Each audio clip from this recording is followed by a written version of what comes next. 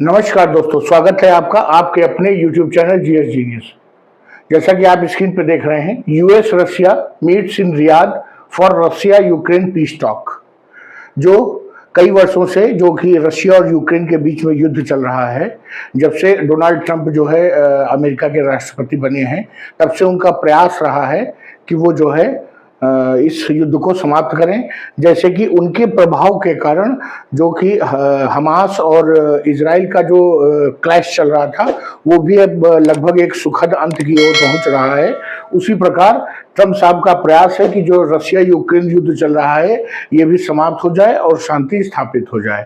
इसी क्रम में रशिया और यूएस दोनों के जो उच्च लेवल के अधिकारी हैं, उच्च स्तर के अधिकारी हैं विदेश मंत्रालय के, उन्होंने सऊदी अरब के रियाद में जो है एक मीटिंग की है। तो मीटिंग में क्या हल निकल के आया, मीटिंग में कौन कौन लोग शामिल थे, आगे क्या क्या बात पर जो है सहमत बनी है, इन सब चीजों को हम इस वीडियो में डिटेल में देखेंगे। इसके पहले हम देखेंगे कि वो कौन सी जगह है जिसके लिए अब जो है मीटिंग में विवाद हो सकता है, किन चीजों में सहमति हो सकती है, किन चीजों में सहमत नहीं हो सकती है।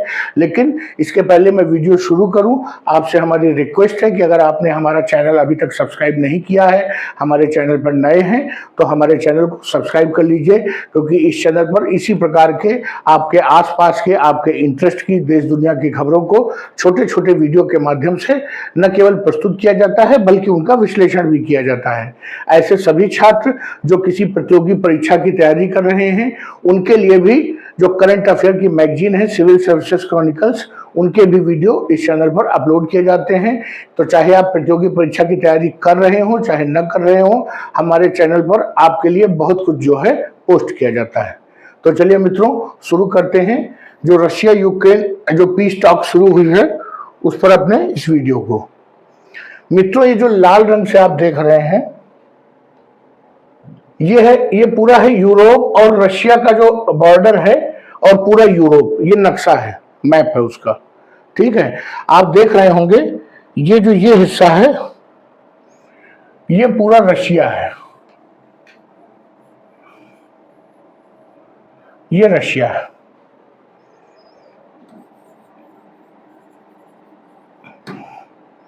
और ये हिस्सा जो है वो यूक्रेन है, जिसके लिए लड़ाई चल रही है।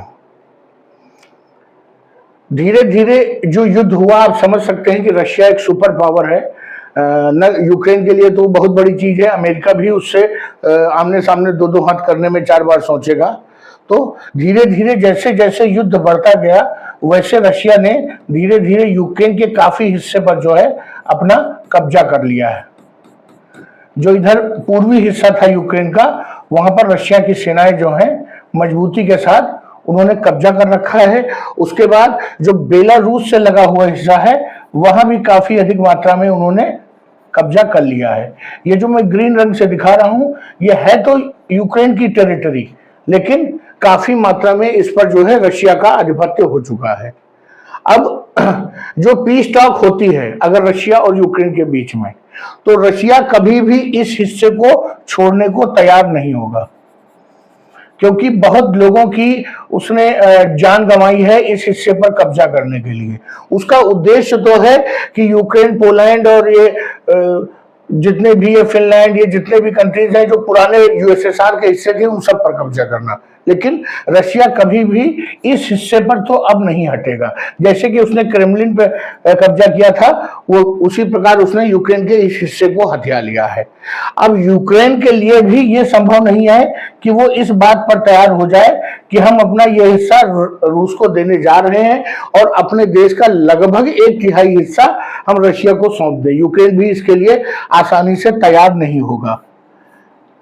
और अगर यूक्रेन मजबूरी में तैयार हो भी जाता है अमेरिका के दबाव में और वो अपनी मजबूरी वश, तो आप ये बताइए कि वो देश जो लगातार यूक्रेन की मदद कर रहे थे पैसे से और हथियार से, जैसे कि Poland, Germany, France, Britain, Spain, Italy, ये सभी देश लगातार जो है यूक्रेन की पैसे से मदद कर रहे थे, अगर वो इसको स्वीकार कर लें, तो आप समझिए ये न केवल यूक्रेन की हार होगी, बल्कि इन देशों की भी हार हो जाएगी कि इतना सपोर्ट करने के बावजूद यूक्रेन अपनी टेरिटरी को नहीं बचा पाया। अब एक दूसरा पक्ष है यूएसए का। यूएसए में राष्ट्रपति बदल गए हैं और राष्ट्रपति बदलने के साथ सारी गणित भी बदल गई। यूएसए अब अपना पैसा युद्ध में और अन्य दुनिया भर के जो प्रोजेक्ट्स हैं फालतू उसमें बर्बाद नहीं करना चाहता है, क्योंकि आप जानते हैं कि यूक्रेन का जो वार था उसमें 70% जो फाइनेंस थी वो अब यूएस के द्वारा थी। वो पैसा भी दे रहा था, हथियार भी दे रहा था और इन यूरोपियन कंट्रीज पर दबाव भी बनाया था कि आप भी पैसा और हथियार दीजिए, क्योंकि ये नाटो के सदस्य हैं। अब यूएसए अपना पैसा बर्बाद नहीं करना चाहता है, तो वो ये चाहता है कि किसी प्रकार यूक्रेन और रशिया में समझौता हो जाए। अगर यूक्रेन मानता है तो ठीक है, और नहीं मानता है तो कम से कम रशिया तैयार हो जाए कि अब वो युद्ध नहीं करेगा और जिस हिस्से पर वो कब्जा कर चुका है वो उसका आधिपत्य में रहेगा। इससे यूरोप की तो हार हो जाएगी, लेकिन यूएसए की हार नहीं होगी। क्यों भाई? आप सोचेंगे कि पूरा युद्ध तो यूएसए के प्रभाव में लड़ा जा रहा था, अगर रशिया का कब्जा हो जाता है तो यूएसए की हार होगी, तो नहीं होगी, क्योंकि यूएसए के प्रयासों से यह शांति स्थापना हो जाएगी। उसको भले ही यूक्रेन का जो ट्रस्ट है वो खो देगा, यूरोपियन कंट्रीज का ट्रस्ट खो देगा, लेकिन वो किसी न किसी रूप में रशिया का ट्रस्ट जीतने में कामयाब हो जाएगा और रशिया से उसकी नजदीकी बढ़ जाएगी। और अगर रशिया से नजदीकी बढ़ी तो चाइना से भी उसके जो खराब संबंध चल रहे हैं वो भी ठीक हो जाएंगे। अगर चाइना से खराब संबंध जो ठीक हो गए तो जो उसको अपना जो पूरा फोकस उधर साउथ कोरिया में, जापान में, इन सब जगहों पर लगाना पड़ता है, वो सब भी उधर से वो अपना फंड और अपना जो मिलिट्री है उसको खींच सकेगा, अपने खर्चों को रोक सकेगा। तो यूएसए के लिए दोनों तरफ से विन विन सिचुएशन है। अगर वो यूक्रेन नहीं मानता है और लड़ाई जारी रखता है तो यूएसए सपोर्ट करता रहेगा, यूक्रेन लड़ता रहेगा। अगर यूक्रेन लड़ने को और ये समझौता करने को रशिया और यूक्रेन तैयार हो जाते हैं तो सिर्फ ट्रंप साहब की वाहवाही होगी कि ट्रंप साहब के प्रयासों से अभी इजराइल और हमास का युद्ध रुक गया और अब देखिए रशिया और यूक्रेन का युद्ध लड़ गया। तो जो पूरे दुनिया के चौधरी जो है वो साबित हो जाएंगे डोनाल्ड ट्रंप। तो मित्रों, ये है पूरा मामला, जिस प्रकार से ये लोग जो है शांति समझौता कराने की ओर आगे बढ़ रहे हैं। 18 फरवरी को जो है रशिया और यूएस दोनों जो है रियाद में, सऊदी अरब का जो शहर रियाद है वहां पर उन्होंने एक मीटिंग की और उसके बाद जो वाशिंगटन की ओर से अर्थात यूएस की ओर से एक ऑफिशियल बयान आया। उन्होंने कहा कि रशिया और यूएस दोनों जो है अपनी अपनी एक टीम जो है घोषित करेंगे जो कि यूक्रेन के साथ जो युद्ध चल रहा है उसको समाप्त करने के लिए निगोशिएशन करेगी आपस में। कौन निगोशिएट करेगा? यूएस और रशिया। युद्ध कौन लड़ रहा है? यूक्रेन और रशिया। और निगोशिएट कौन करेगा? यूएस और रशिया। देखिए क्या विडंबना है। जो लड़ रहा है, जिसको लॉस हो रहा है, जिसकी जमीन चली गई है, वो निगोशिएशन प्रोसेस में कहीं है ही नहीं। यूरोपियन यूनियन, जिसको डर है कि यूक्रेन के बाद अगला नंबर पोलैंड का है कि जर्मनी का है, वो डरे हुए हैं, वो भी कहीं निगोशिएशन में नहीं है। तो ये यूएस जो है बस अपना हित देख रहा है और अब ये मान के चलिए कि यूक्रेन को उसने छोड़ दिया है उसके हाल पे। ये जो मीटिंग हुई है, ये दोनों देश के जो है प्रतिनिधि जो है 18 फरवरी को जो है सऊदी अरब के रियाद में मिले। और लेकिन उस मीटिंग में ना तो यूरोपियन यूनियन का कोई मेंबर था और ना ही यूक्रेन का। और यूक्रेन और यूरोपियन यूनियन का प्रतिनिधित्व न होने के कारण इन दोनों लोगों ने जो है उसकी आलोचना की है यूएसए की। उनका कहना है कि जब हमको युद्ध लड़ना था तब आपको यूरोपियन यूनियन की जरूरत थी, उसके हथियारों की जरूरत थी, उसके पैसे की जरूरत थी। और युद्ध तो आप समझ सकते हैं कि सारी जो दुनिया में जहां कहीं भी युद्ध होता है उसमें अमेरिका जरूर इन्वॉल्व होता है। तो वास्तव में युद्ध तो यूएसए और रशिया का हो रहा था। यूएसए ने यूक्रेन को फ्रंट पर करके युद्ध लड़वाया और पैसा किससे दिलवाया? यूरोपियन यूनियन से दिलवाया। उनको डर दिखाया कि यूक्रेन के बाद अगला नंबर आपका। तो अब इन लोगों का उसने दूध की मक्खी की तरह जो है निकाल के बाहर कर दिया है।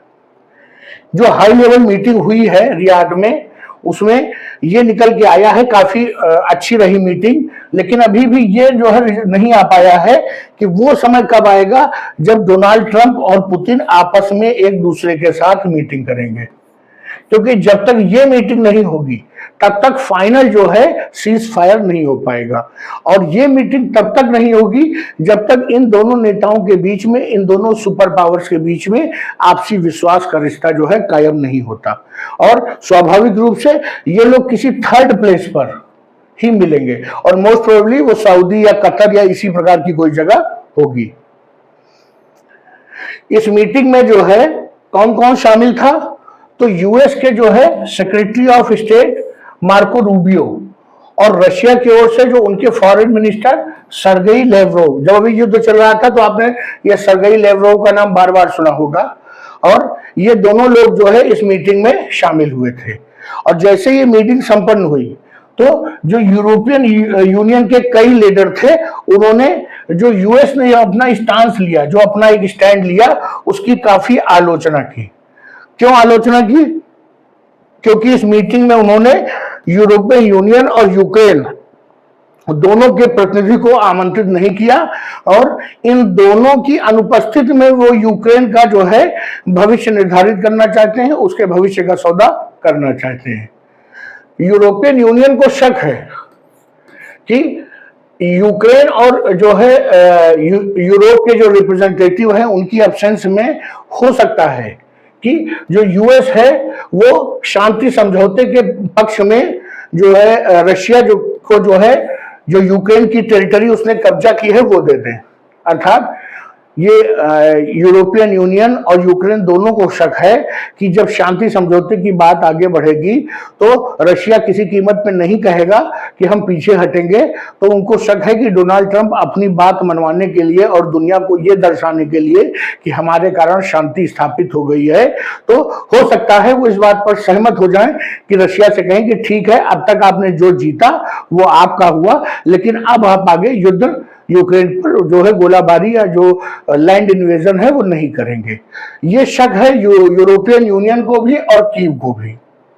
सबसे बड़ी बात है कि अगर डोनाल्ड ट्रंप साहब इस बात पर सहमत होते हैं तो आप समझ लीजिए कि वैसे ही यूएसए पर इस दुनिया में वास्तव में अंदर से कोई विश्वास नहीं करता है और इसके बाद जो उनका रहा सहा विश्वास है वो भी जाता रहेगा और सबसे बड़ा धोखा तो वो यूरोप के साथ होगा। और आप जान लीजिए कि अगर यूएसए रशिया की इस बात पर सहमत हो गया कि यूक्रेन की जीती हुई टेरिटरी उसकी अब रहेगी उसके कब्जे में, उस दिन से नाटो का डाउनफॉल शुरू हो जाएगा, क्योंकि नाटो के देश ये जान चुके होंगे कि वही पुरानी कहावत, ऐसा कोई सगा नहीं जिसको हमने ठगा नहीं। ये अमेरिका के लिए कहावत पूरी तरह से चरितार्थ हो जाएगी।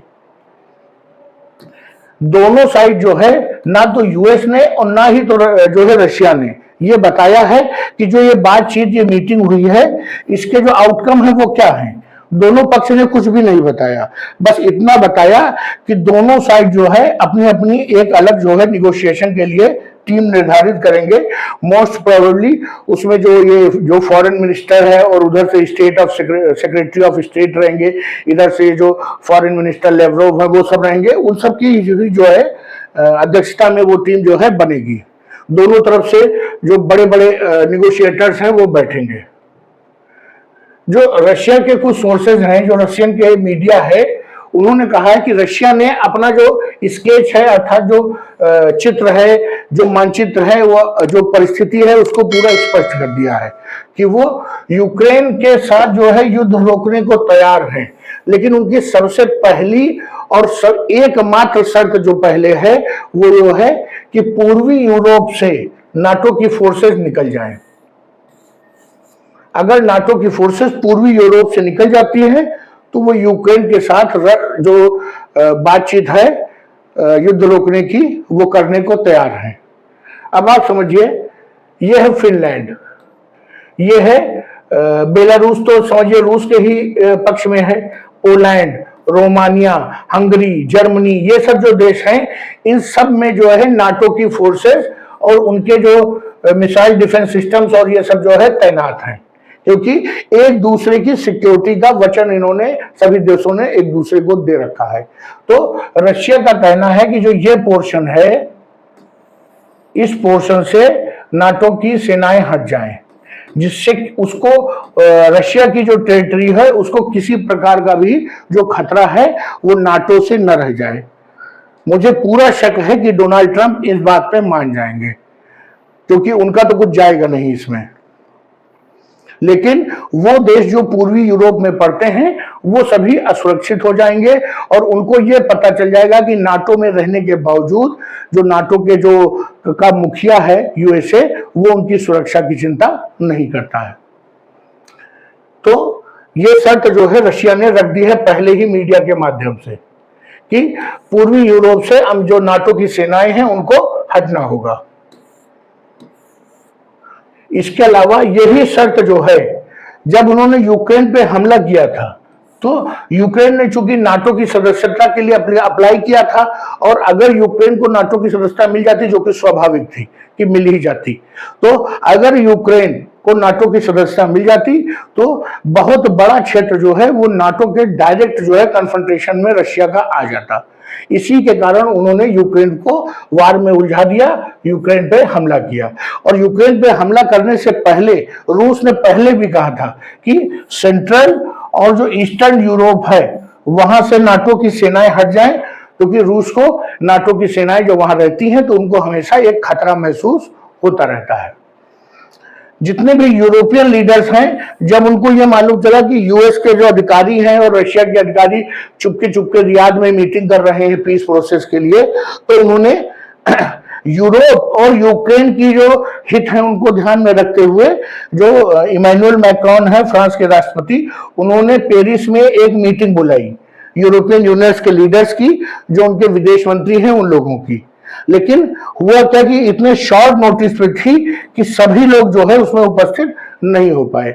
कुछ लोगों ने तो ये कहा कि बहुत शॉर्ट नोटिस थी इसलिए हम नहीं पाए, और कुछ लोगों को ये डर था कि ये मीटिंग है ये कहीं एंटी यूएस ना हो जाए, यहां पर कोई यूएस के खिलाफ जो है कोई बयानबाजी ना हो जाए और वो भी यूएस के टारगेट पर आ जाए। इसलिए कोई यूनिटी जो है यूरोपियन यूनियन में बन नहीं पाई। जो यूक्रेनियन प्रेसिडेंट हैं जेलेंस्की, उन्होंने कहा कि अगर कोई भी ऐसी जो है शांति वार्ता होती है जिसमें उनका देश हिस्सा नहीं है, जिसमें उनके देश को एज ए पक्षकार शामिल नहीं किया जाता है, तो वो उस शर्त को स्वीकार नहीं करेंगे। जो एग्रीमेंट समझौता होगा उसको उनका देश जो है स्वीकार नहीं करेगा।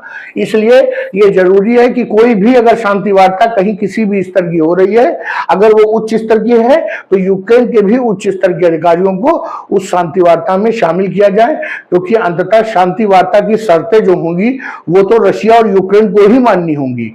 यूएस तो केवल एक मीडिएटर है, तो जरूरी है कि दोनों पक्ष हो और मीडिएटर भी हो। बल्कि अच्छा तो यह है कि जितने स्टेक होल्डर्स हैं सबके रिप्रेजेंटेटिव हों। जो रशियन पॉइंट ऑफ व्यू है वो ये चाहता है कि अब बहुत लंबे समय से वो युद्ध लड़ रहा है और उसको जो अपनी दादागिरी दिखानी थी यूरोप को वो भी वो दिखा चुका, और जितना उसको लॉस हुआ है फाइनेंशियली और इकोनॉमिकली, सोशली, मतलब आप समझ लीजिए बाकी देशों ने उससे संबंध खत्म कर लिए, उन सभी को उसने यूक्रेन की टेरिटरी के रूप में गेन कर लिया है। तो अगर यहां से युद्ध रुक जाता है तो भी रशिया को कोई बहुत ज्यादा नुकसान नहीं है। हाँ, उसने काफी अपनी आर्थिक उन्नति खोई है पिछले 2-3 सालों में, उनकी जीडीपी को नुकसान हुआ है और कई देशों से उनके डिप्लोमेटिक रिलेशंस खत्म हो गए हैं। लेकिन जैसे शांति वार्ता शुरू हो जाएगी और दोबारा रशिया को जो है विश्व जो है समान रूप से मानने लगेगा, वैसे ही डिप्लोमेटिक रिलेशंस भी बरकरार हो जाएंगे, बिजनेस भी मिलने लगेगा और आर्थिक प्रगति भी शुरू हो जाएगी। लेकिन उनको एक लाभ ये जरूर होगा कि जो उन्होंने मेहनत से लड़ करके जीता है वो क्षेत्र उनको एक्स्ट्रा मिल जाएगा। तो रशिया ये चाहता है कि अब युद्ध खत्म हो जाए, उन्होंने काफी कुछ जो है जीत लिया है। जो एक्सपर्ट्स हैं जो इंटरनेशनल रिलेशंस के, उनका यह मानना है कि रशिया हमेशा ये इंसिस्ट करेगा कि उसने जितनी भी यूक्रेनियन जमीन पर कब्जा कर लिया है वो वहां पर बना रहेगा, उसको छोड़ेगा नहीं। ये जो है उन्होंने समिट में जाने से पहले ही ये डिक्लेयर कर दिया कि जितना भी हमने जीता है बहुत मेहनत से जीता है, हमने बहुत सारे सैनिक हमारे मारे गए, बहुत सारे हमारे जो एयरक्राफ्ट हैं वो क्रैश हुए, बहुत सारे हमने कष्ट झेले, बहुत सारे T-90 जो टैंक हैं उनका नुकसान हुआ। अब इतना नुकसान झेलने के बाद हम इस टेरिटरी को छोड़ेंगे नहीं। यूनाइटेड स्टेट्स क्या चाहता है कि किसी प्रकार जो है, जब से ये प्रेसिडेंट डोनाल्ड ट्रंप जो है राष्ट्रपति बने हैं, तो उनकी एक पॉलिसी है, एक पॉलिसी को वो इनकरेज कर रहे हैं, जिसमें वो ये चाहते हैं कि जितने भी एक्स्ट्रा एक्सपेंसेस हैं फालतू टाइप के, उनको या तो पूरी तरह से काट दिया जाए या तो कम कर दिया जाए। और ट्रंप साहब का मानना है कि यूक्रेन की लड़ाई लड़ना अमेरिका के लिए एक प्रकार का ओवर एक्सपेंसेस है, जिसको वो खर्चा अब नहीं करना चाहते हैं।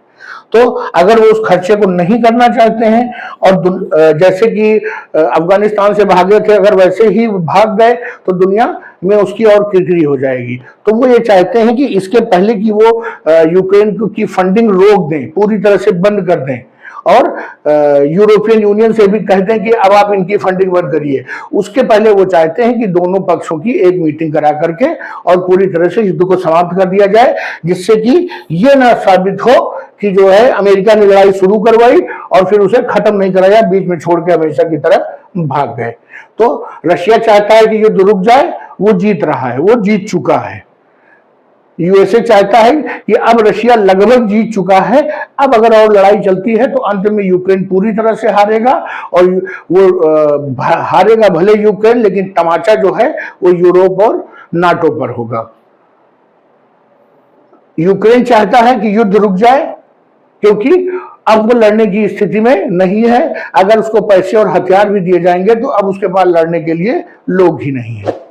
यूरोपियन यूनियन चाहता है कि युद्ध रुक जाए, क्योंकि अगर रशिया आगे बढ़ता रहा और जीतता रहा तो वो यूक्रेन, जैसे पूरा यूक्रेन जीतेगा वो बिल्कुल यूरोप के सामने होगा और अगला टारगेट यूरोप के कुछ देश हो सकते हैं।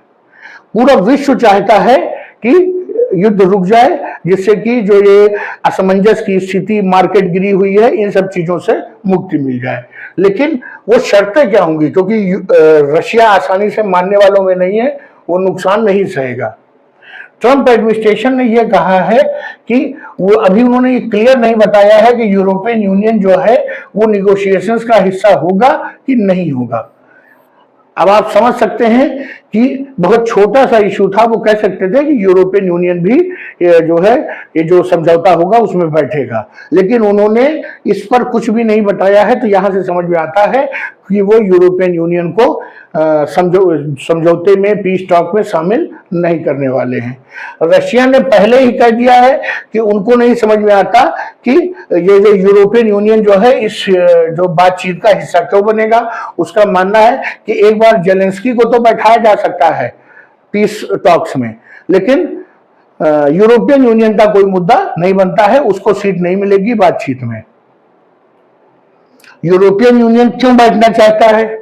क्योंकि उसने धन से और मिलिट्री हार्डवेयर अर्थात जो है सैन्य सामान से यूक्रेन की लगातार मदद की है युद्ध लड़ने के लिए, और जब उसका इतना नुकसान हो चुका है उसने डायरेक्ट, यूरोपियन यूनियन ने रशिया से अब दुश्मनी मोल ले ही ली है, क्योंकि रशिया ये मानता है कि जो इतने दिन तक यूक्रेन टिक पाया है युद्ध में, वो यूरोपियन जो यूरोप के देश हैं उन्होंने जो पैसा मुहैया कराया, जो साजो सामान, सैन्य सामान मुहैया कराया, जो यूएसए से मिसाइलें और जो टैंक ये सब मिले, उन सब के कारण ही यूक्रेन इतने दिन रशिया जैसे सुपर पावर के सामने टिका रहा।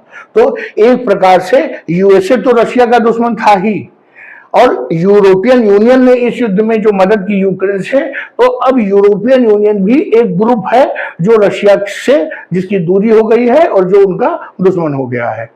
तो यूएसए ने के कहने पर उन्होंने यूक्रेन की मदद तो की, लेकिन अब जब वो नहीं शामिल करेंगे यूरोपियन यूनियन को, तो आने वाले दिनों में यूएस और यूरोपियन यूनियन के जो संबंध हैं उन पर भी बुरा प्रभाव पड़ेगा। हाँ, यूरोपियन यूनियन सब मिलकर भी इतने ताकतवर नहीं है कि यूएस का कोई विरोध कर सके, लेकिन आने वाले दिनों में आपको यह दिखाई देगा कि जब यूनाइटेड नेशंस की मीटिंग होगी और कहीं पर वोट डालने की बारी आएगी, अभी आज की डेट में यूरोपियन यूनियन जो है पूरी तरह से यूएसए के पीछे पीछे खड़ा दिखाई देता है, लेकिन आने वाले दिनों में आप देखेंगे कि दोनों के बीच में मतभेद और वैचारिक मतभेद अलग अलग दिखाई पड़ेंगे अगर नहीं शामिल करते हैं तो। एक जो विश्वास है यूरोप को यूएसए पे, वो उसकी जो नींव है वो कहीं ना कहीं कमजोर हो जाएगी। जो रशिया और यूएसए की मीटिंग हुई है उसमें जो यूरोपियन लीडर्स के अधिकांश जो नेता हैं वो असंतुष्ट दिखे, क्योंकि उनको जो है बातचीत से बाहर कर दिया गया है।